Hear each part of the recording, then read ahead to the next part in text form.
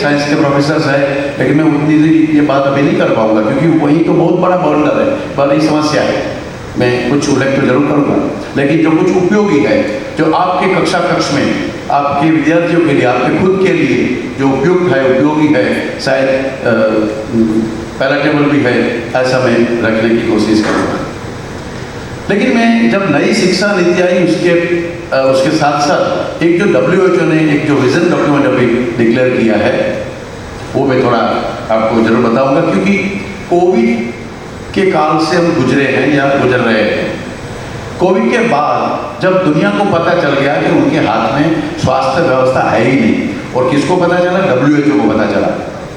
मैं बहुत जिम्मेदारी के साथ मंच पे कुछ, मुझे वो नीचे पटरी भी रखी गई तो थोड़ा ऊंचा होकर बोल रहा हूँ, वो मेरे ज्ञान के अनुभव की भी हो सकती है या ऐसी कुछ लकड़ी की भी हो सकती है, लेकिन बहुत जिम्मेदारी के साथ बोलता हूँ। WHO को पता चल गया कि उनके हाथ में स्वास्थ्य की कोई बात है ही नहीं। विश्व का बड़ा कह जाने वाला अमेरिका, जिसके पास हम कहते हैं MD हो जाएंगे, MS MCH करेंगे, मास्टर डिग्री, और रिसर्च करने के लिए तो अमेरिका जाएंगे हर विषय में। उसमें मेडिकल एजुकेशन के लिए, स्वास्थ्य के लिए तो अमेरिका को ही वो लोहा माना जाता है, वही समझाएगा, वही बताएगा, वही रिसर्च है, वही साइंटिस्ट है। लेकिन हमारे लोग जितने मरे, भारत के लोग, इतनी जनसंख्या है 130-140 करोड़ की, लेकिन उनकी जनसंख्या हमसे चौथाई भी नहीं है, तो भी उनके लोग ज़्यादा मरे। इतना रिसर्च, इतनी व्यवस्था, इतना रुपया, इतना सो कॉल्ड नॉलेज, इतनी स्वास्थ्य की बड़ी बड़ी गारंटी, वहाँ तो सब बातें इंश्योरेंस बेस्ड है। आदमी को कुछ बचा नहीं पाए वो अमेरिका। WHO तो ठीक है, जो भी है उसने तो मान ही लिया, क्योंकि उसने तो स्पेनिश फ्लू भी नहीं देखा है। 100 साल नहीं हुआ WHO को तैयार हुए, रचना हुए। जिसने 100 साल नहीं हुआ है, जिसने स्पेनिश फ्लू नामक पैंडेमिक एपिडेमिक देखा नहीं था, उसको हैंडल नहीं किया था, वो कोरोना को कैसे हैंडल कर सकता है? वो मैं नहीं बता रहा हूँ, सबको पता चल गया, और खुद बोलता है, वो बोलता है। इसलिए फिर उसने जोन वाइज बैठक बुलाई, साउथ ईस्ट एशिया की मीटिंग हुई 21 में। उसमें हर देश के 21 कंट्री के हेल्थ मिनिस्टर्स और एजुकेशन मिनिस्टर को बुलाया गया, और वहाँ एक कॉल फॉर एक्शन ऐसा एक डिक्लेरेशन दिया गया। और वो आप शिक्षकों में, अगर आपके पास नहीं पहुंचा है तो इस स्वास्थ्य संगम के माध्यम से बताता हूँ, मेकिंग एवरी स्कूल ए हेल्थ स्कूल। हर स्कूल को हेल्थ स्कूल बनाना पड़ेगा। ये कौन कहता है? WHO कहता है। जिम्मेदारी तो वही है। फेल हुआ अलग बात है, उससे कुछ सीखा होगा, हम मानते हैं, तभी तो ये निकलता है उसमें से। तो भारत के लोगों को वो समझाने की जरूरत नहीं पड़ेगी, उनको ऐसा लग रहा है, भारत को तो पता चलता है कि स्वास्थ्य की शिक्षा और शिक्षा में स्वास्थ्य वो एक बड़ी बुनियादी चीज है। वो समझाने के लिए मैं अब इतनी बारी भरकम बात करने से पहले मैं कुछ जो एक हमारे परंपरा में कहे जाते थे, कैसे कहे जाते थे, और स्वास्थ्य को रोग और अरोग कैसे कहते हैं, मैं कुछ आपको एक ऋषि की कहानी बताता हूँ। भगवान धन्वंतरी आप जानते हैं आरोग्य के देवता है, लेकिन हमारे यहाँ मेडिकल स्कूल 2 प्रकार से चली। भगवान धन्वंतरी तो समुद्र मंथन में से आयुर्वेद, अमृत, जलों का ये जड़, फिर ये हमारे गड़ो गुरु जी लेके निकले, स्कालपेल छड़ी लेके निकले, तो वो सर्जरी का, आयुर्वेद का, अमृता का एक सिंबॉलिक हम उसको मानते हैं। लेकिन हमारी जो मेडिकल एजुकेशन की जो स्कूल थी वो 2 थी। एक धन्वंतरी, दिवोदास धन्वंतरी, जो इंद्र से पढ़े, ब्रह्मा और इंद्र के बाद फिर 2 स्कूल बनी। एक स्कूल बनी सर्जरी की स्कूल, तो इंद्र से फिर धन्वंतरी ने पढ़ा, दिवोदास धन्वंतरी जो काशी का राजा था, और फिर सुश्रुत यानी सर्जरी, जो आज ब्रिटिश एनसाइक्लोपीडिया कहती है कि Sushruta was the father of plastic surgery. Plastic surgery भी सुश्रुत ने की थी, तो एक सर्जरी की स्कूल थी। और एक धन्वंतरी जैसे आए उस तरह से भगवान आत्रेय, फिर अग्निवेश और चरक, वो मेडिकल स्कूल यानी मेडिसिन की स्कूल बनी। वो उस तरह से हमारे यहाँ ज्ञान अवतरण हुआ। तो भगवान धन्वंतरी को इच्छा हो गई कि हमारे 2 स्कूल के लोग कैसे पढ़ रहे हैं, तो उसके बाद जैसे अभी शिक्षा नीति आती रहती है, तो चरक के समय में, सुश्रुत के समय में तो बहुत बुद्धि थी, बहुत समझ थी, बहुत लोगों को हेल्थ का ज्ञान था वगैरह वगैरह। लेकिन जब समय चलता गया तो थोड़ा स्वास्थ्य का ज्ञान कम हुआ, थोड़ा वैद्य भी अपने ताकत से कम लग रहे थे। तो भगवान धन्वंतरी को एक बार परीक्षा करने की इच्छा हो गई। तो वो परीक्षा करने की कि हमारा वैद्य कैसा काम करता है, कैसा पढ़ाता है, कैसा उनका शिक्षा का संस्थान चलता है। तो गए वैद्य के चिकित्सालय में और वहाँ पैर पे वो एक पक्षी का स्वरूप धारण करके गए और बोलने लगा कोरुक कोरुक कोरुक। तो वैद्य का ध्यान नहीं किया, होगा कोई पक्षी, तो वो अपनी चिकित्सा में मग्न था, काम करता था। तो लगा भगवान नरेंद्र जी को कि अच्छा वैद्य है, चलो बहुत एक्सपर्ट अपने क्लासरूम में बिजी है, ठीक है, अच्छा है, चलो इसको राष्ट्रपति अवार्ड दे दो। फिर दूसरा वैद्य के पास गया तो ऐसे ही कोरुक कोरुक कोरुक। तो देखा चाहे कोई नया पक्षी लगता है, उसको ध्यान गया, फिर ध्यान नहीं दिया, तो दे दिया उसको अवार्ड। तो चलो ठीक है, तुम अच्छा काम करते हो, बहुत व्यस्त हो, विद्यार्थियों में व्यसन में बिजी हो। लेकिन जब वाग्भट ऋषि जहाँ चिकित्सा करते थे, चरक और सुश्रुत का कंबाइन करने के बाद जो विद्यार्थी वो हुए महर्षि वाग्भट के चिकित्सा केंद्र में जब गए और बोले कोरुक कोरुक कोरुक, तो वाग्भट की आंख चमकी। तो उनको शिष्यों ने उन्हें शिष्यों को बोला कि देखो क्या कहते हैं ये पक्षीराज। तो शिष्यों ने ध्यान दिया कोरुक, तो फिर समझ में आया क और रुक। क यानी कौन, अ यानी नहीं, रुक यानी रोगी। कौन रोगी नहीं है, कौन रोगी नहीं है, कौन रोगी नहीं है, ये पूछ रहा है पक्षी।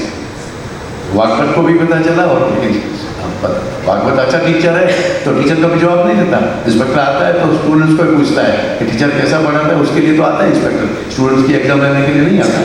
तो वो आया तो बच्चों जवाब दीजिए। तो बच्चों ने जवाब दिया, प्रश्न में जवाब दिया, या प्रश्न भी दिखे कि ऐसे जवाब दिया सोरुक सोरुक सोरुक।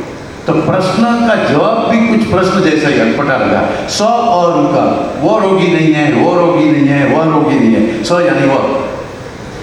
तो फिर जवाब नहीं मिला, तो नहीं बेटा ये पूछ रहे हैं ये पक्षीराज।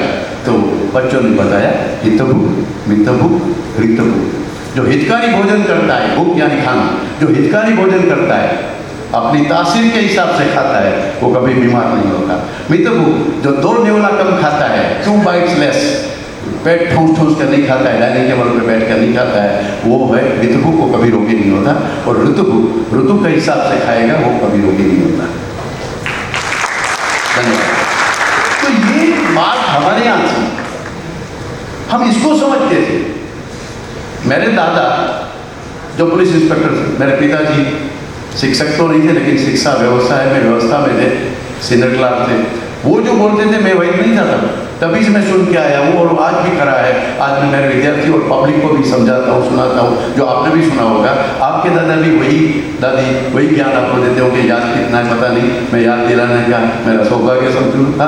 गुजराती आप समझते होंगे। आंखें त्रिपुरा दाते लूण, पेट न भरिए चारे खून, जमीन डाबे पड़के सुए, एनी नाड़ी वैद न जुए, तुम्बे पानी जे पिए, रोटी ढेबर खाए, दूधे वालू जे करे ते घर वैद न जाए।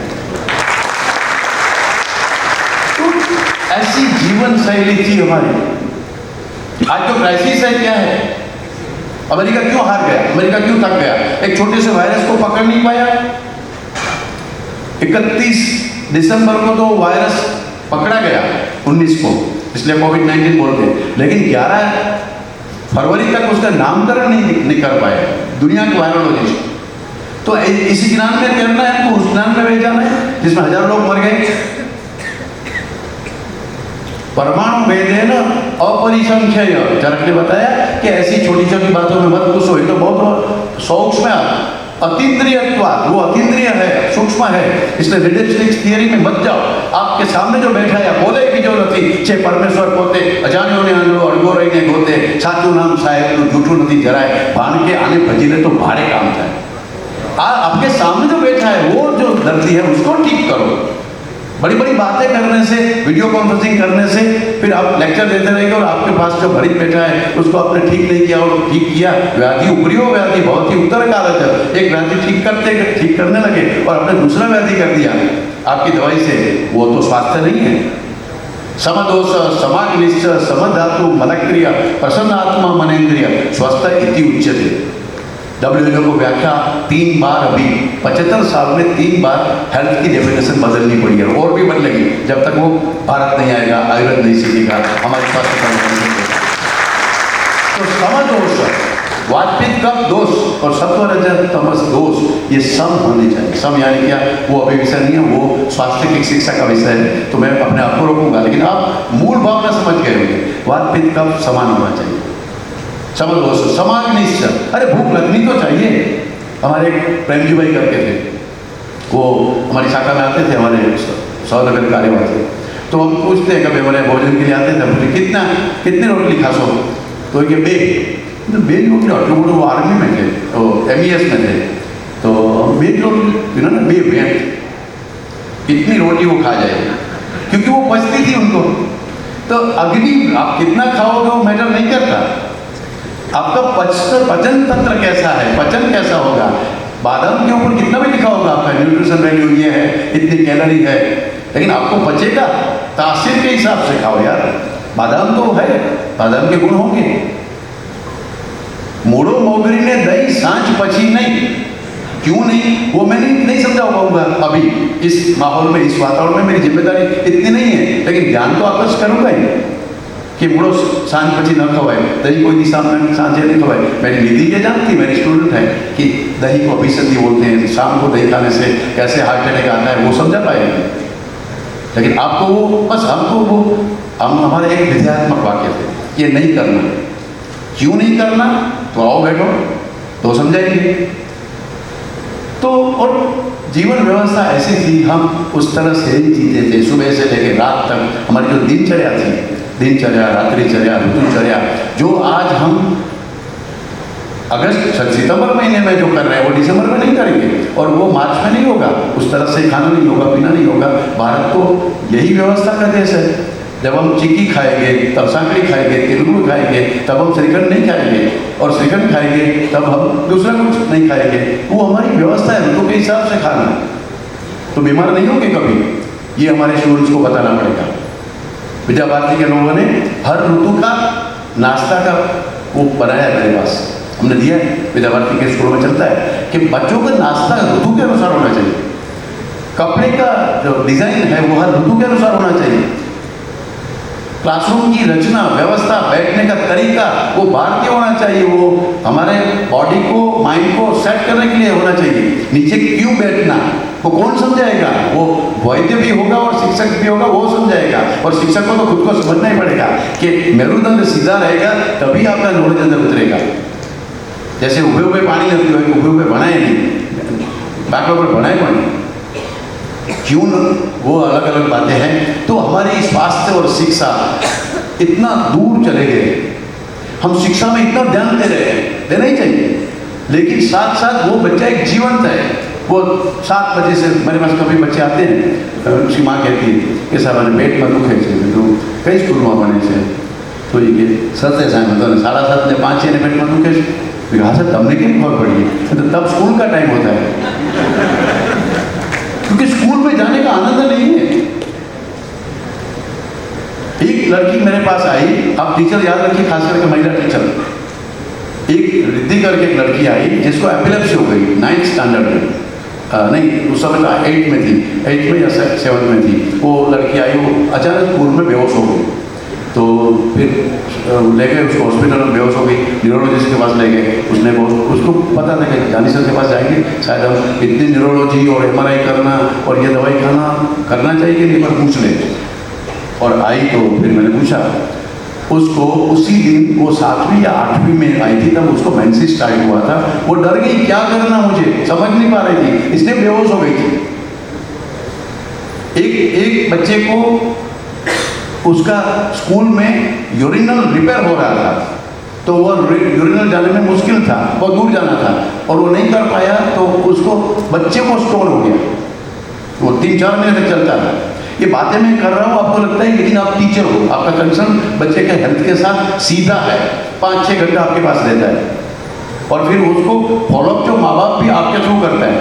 आप बोलेंगे वो नाश्ता देंगे, आप समझो कि कौन सा नाश्ता कौन सा ऋतु में देना चाहिए कि नहीं देना चाहिए, पात्र कैसा होना चाहिए, कैसे डिब्बे में नाश्ता लाना चाहिए, पानी कैसा पीना चाहिए। सिर्फ RO प्लांट लगा दिए इसलिए कोई ठीक नहीं होता। कितने बच्चों का अभी हड्डियों में दर्द हो रहा है, आपको मालूम है? दातुन कितने बच्चे करते हैं, नहीं मालूम, क्योंकि ब्रश ही करते हैं। अब कितने फ्लोराइड जा रहा है मुंह में, मालूम है आपको? लुफ्थांसा एयरवेज अभी अपनी नाइट की ट्रैवल में प्लेन में ग्रीन स्टिक देते हैं, ऑर्गेनिक टूथब्रश देते हैं, यानी कि दातुन। अमेरिका के न्यूयॉर्क के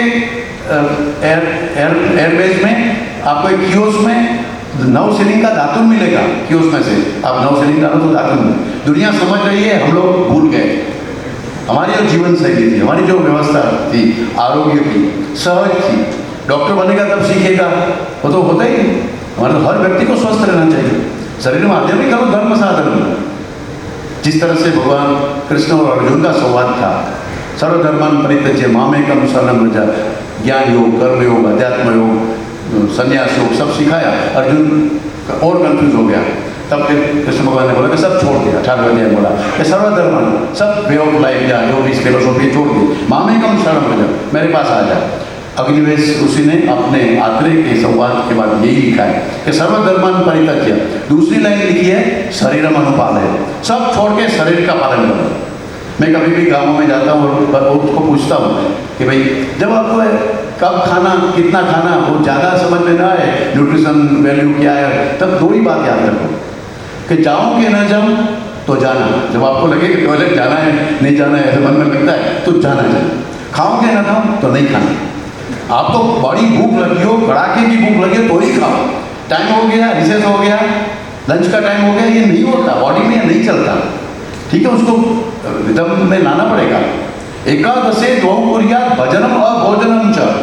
उसका मतलब क्या है?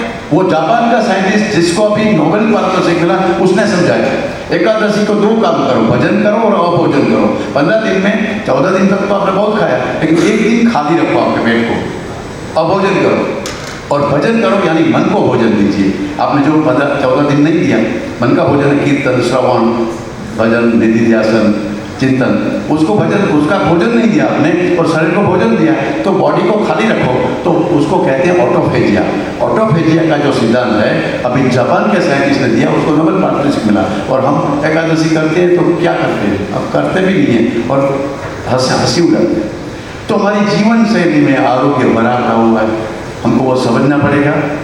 आपकी स्कूलों में, आपके क्लासरूम में, आपके पास, आपके घरों में भी आज भी भंडार पड़ा है। आप दादी को याद करो, नानी को याद करो।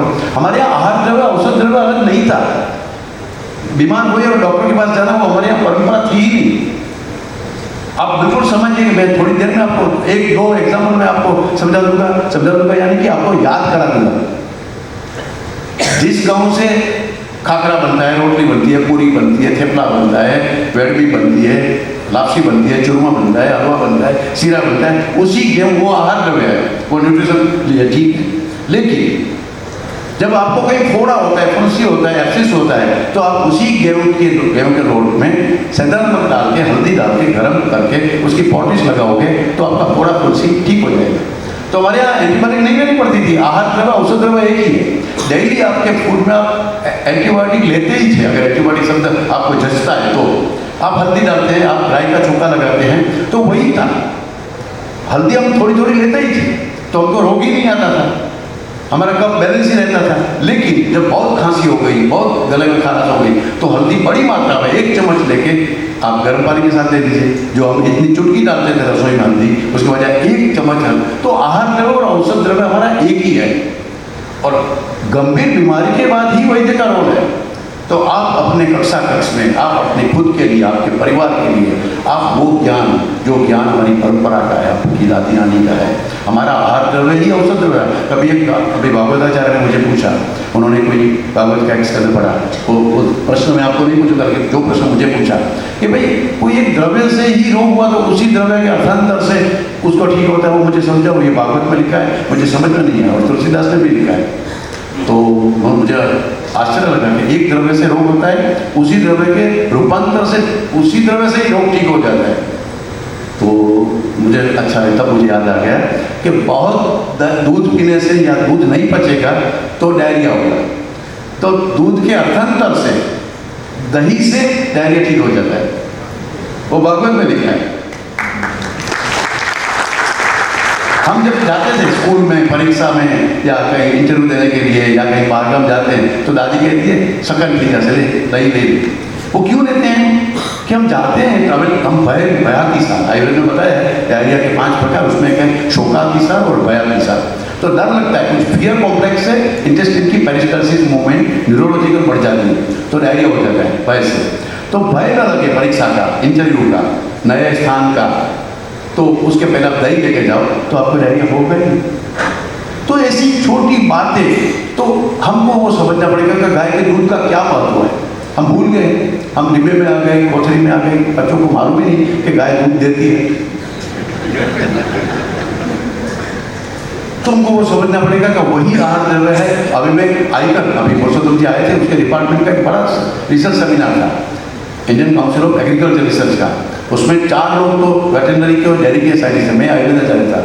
मैंने बताया मालूम है आप दूध के बारे में इतना करते हैं, बात करते हो, ये डेयरी उद्योग, ये उद्योग, लेकिन आपका दूध औषधि भी है, मालूम है आपको? फिर मैंने चरक संहिता के रेफरेंस दिए, बाकी बातें की। तब आईसीआर के चेयरमैन को पता चला कि हम तो उसका फूड ऐसे प्रमोट करते हैं, लेकिन मेडिसिन का तरह की प्रमोट कर सकते हैं। तब मैंने जो बताया कि अगर आपको आँख की तकलीफ है तो बकरी का दूध अच्छा है, अगर आपको अनिद्रा कार्स है तो भैंस का दूध भी आप पी सकते हो, उन्माद अपस्मार है तो अधनी का दूध अच्छा है, सिरोसिस ऑफ लिवर है, जलोदर है, लिवर फेल हो जाता है तो मैं उटनी के दूध से ठीक करता हूँ।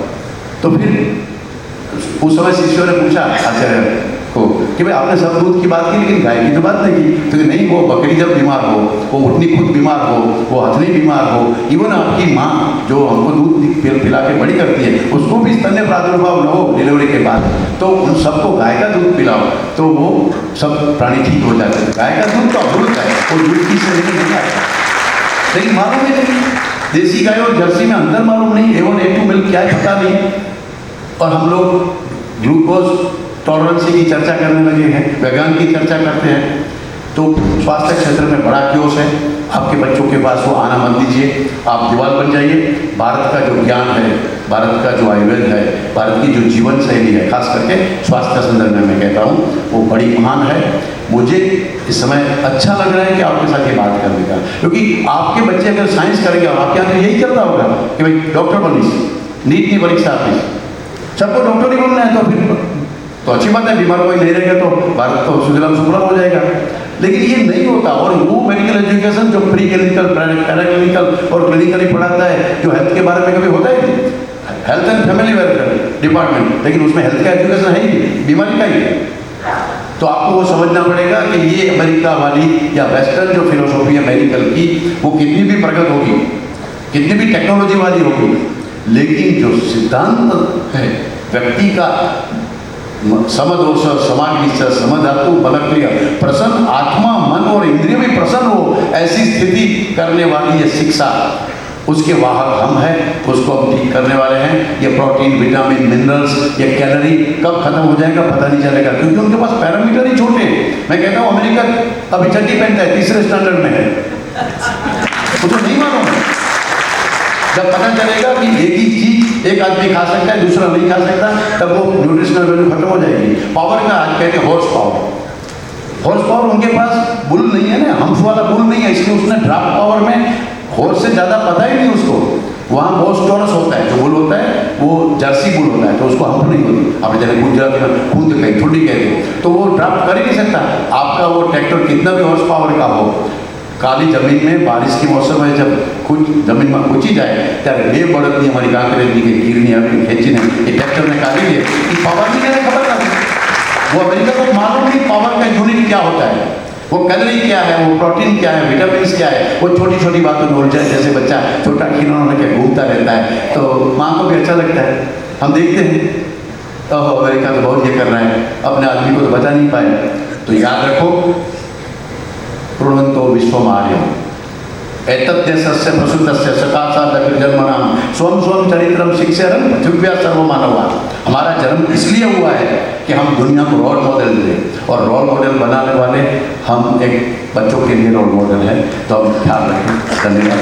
मैं शिक्षा सभी आपको अधिकारी था, और आप सब धन्यवाद का बहुत शुक्रगुजार है कि मुझे मौका मिला, मैं समर्थ के साथ मिलने का जो इस बार मौका मिला।